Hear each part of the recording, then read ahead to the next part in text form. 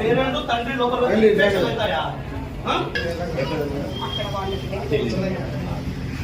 So వాళ్ళు ఇక్కడ refer చేస్తే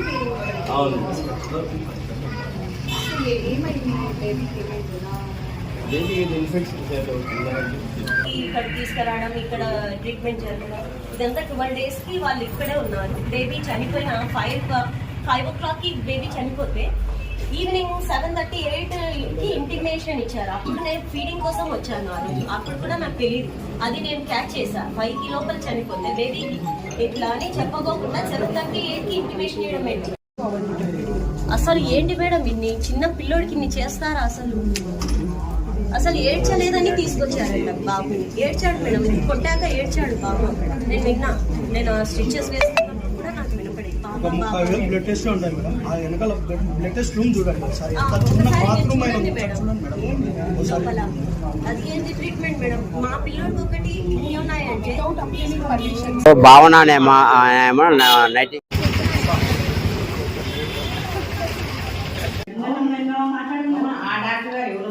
ఇప్పుడు ఈ మధ్య మాట్లాడిన మేడం వచ్చేసి జయలక్ష్మి ఎక్కడి నుంచి చెప్పేది మనకు ఇట్లా ఇచ్చినారు కాబట్టి ఇట్లా చెప్పేది మేడం వాళ్ళకి సహకరించు.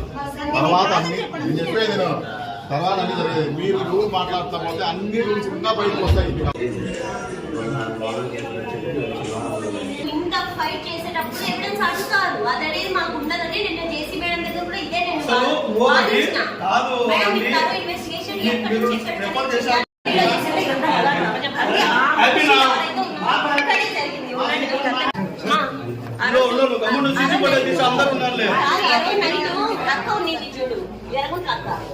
ఎరగుంట్లక్క కులాయమ్మ వాళ్ళిద్దరు నెంబర్లు ఇవ్వమంటే ఇయ్యలే. సరే వాళ్ళు కూడా నైట్ ఇక్కడ వాకింగ్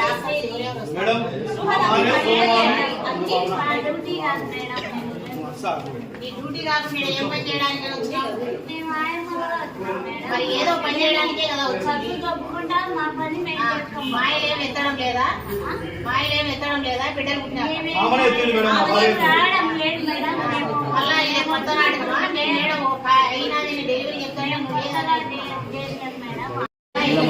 ఫైల్ చేసి పంపిస్తాను.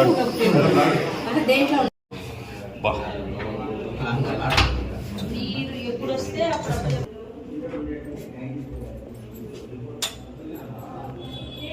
నేను కూడా చేస్తాను. ఇదో ముగ్గురు పోయి సంతకాలు చేయండి.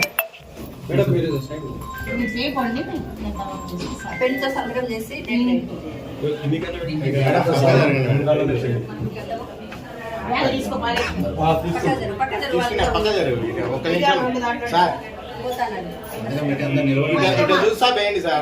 మీరు విధి నిర్వహణ ఖచ్చితంగా చేస్తాను.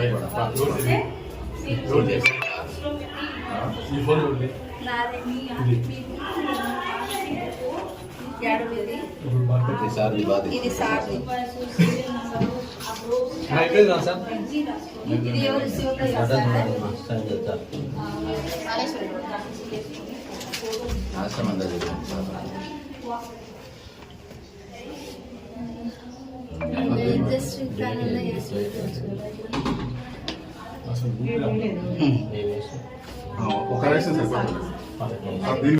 రెఫరెన్స్ గా ఎలా పిలుస్తారు అంటే అక్కడ బేబీకి ఏమైందని ముందు జాగ్రత్త చూపించినారో అది నాకు కావాలి. మీకు ఇక్కడ పర్మిషన్ హాస్పిటల్ అది నాకు తెలియదు. లైసెన్స్ ఉంది, లైసెన్స్ లేదనే తెలియదు.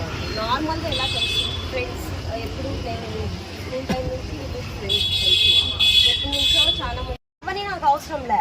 ఎవిడెన్స్ అనేది నాకు కావాలి. రేపు పొద్దున్న నేను కోర్టులో సబ్మిట్ చేసుకోవాలి, నాకు ఆన్సర్ చెప్పాలి. బేబీ లేడు, తీసుకురాలేదు, మళ్ళీ నేను ఏదో ఒకలాగా తెచ్చుకుంటాము.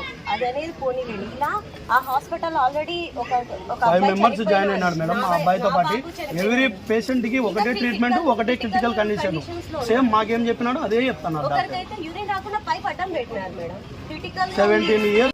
కడప జిల్లా పొద్దుటూరు మున్సిపాలిటీ పరిధిలోని విజయనగరం స్ట్రీట్ లో ఉన్న ఫ్లోరిజన్ నైటింగేల్ హాస్పిటల్ మీద కంప్లైంట్ రావడం జరిగిందని, ఇక్కడ డెలివరీ చేస్తున్నారని కంప్లైంట్ వచ్చింది. దాని మీద నేను శనివారం రోజు ఇన్స్పెక్షన్ చేసినప్పుడు ఇక్కడ వచ్చేసి యాక్చువల్గా జనరల్ ఫిజిషియన్ ఆ డాక్టర్ ఎంబీబీఎస్ డాక్టర్ పర్మిషన్ మాత్రమే ఉంది. గైనకాలజీ సర్వీసెస్ పర్మిషన్ ఏమీ లేవు. ఆ రోజు విజిట్ చేసినప్పుడు దీంట్లో మనకు ఓటీ థియేటర్ ఉంది. థియేటర్లో అన్ని రకాల సామాగ్రి ఉంది. ఓటీ టేబుల్ కానీ, ఆక్సిజన్ సిలిండర్స్ కానీ అవన్నీ ఉన్నాయన్నమాట. అట్లే ఇక్కడ చేసినట్టు MTP medical termination of pregnancy చేసినారని ఇండికేషన్ ప్రకారం చేసినట్టు కూడా కేస్ షీట్లు ఉన్నాయి, దాని రిపోర్ట్ ఉన్నాయి, దాన్ని కూడా పంపించాము. అట్లే ఫిబ్రవరి మంత్ ఈ ఇయర్లో 2 కేస్ షీట్లు ఉన్నాయన్నమాట. ఒకటి సిజేరియన్ సెక్షన్ చేసినట్టు, ఒకటి నార్మల్ డెలివరీ చేసినట్టు కేస్ షీట్లు ఉన్నాయి. ఆ రోజు మేము డిఎంఎస్ఓ సార్ గారికి అంత ఇన్ఫర్మేషన్ పంపించాము. ఇది కలెక్టర్ సార్ దృష్టికి పోవడం వల్ల కలెక్టర్ సార్ ఆదేశాలు, డిఎంఎస్ఓ సార్ ఆదేశాల మేరకు ఈరోజు ఈ హాస్పిటల్ సీజ్ చేయమని చెప్పడం జరిగింది. అందుకని మేము కడప నుంచి సార్ పిఓ రమేష్ సార్, ఆ పిఓ అభిషేక గారు, డెమో సెక్షన్ నుంచి భారతి మేడం డెమో అండ్ వాళ్ళ టీం అందరూ రావడం జరిగింది. వచ్చి ఈ హాస్పిటల్ని ఈరోజు సీజ్ చేయడం జరిగింది. ఇక్కడ ఈ సాయి ప్రసాద్ డాక్టర్ పాత్ర ఏంటి సార్?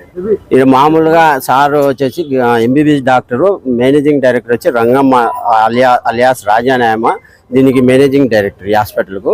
సార్ ఎంబీబీఎస్ కన్సల్టెంట్గా ఇక్కడ ఉన్నారు. దాంట్లో జనరల్ ఫిజిషియన్కి మాత్రమే ఆయన ఎలిజిబుల్, అది చూడడానికి మాత్రమే కన్సల్టెంట్గా దీంట్లో ఉన్నారు. ఆయనకు తెలియకుండానే చేస్తాను ఇక్కడ మీ దృష్టికి ఏమన్నా?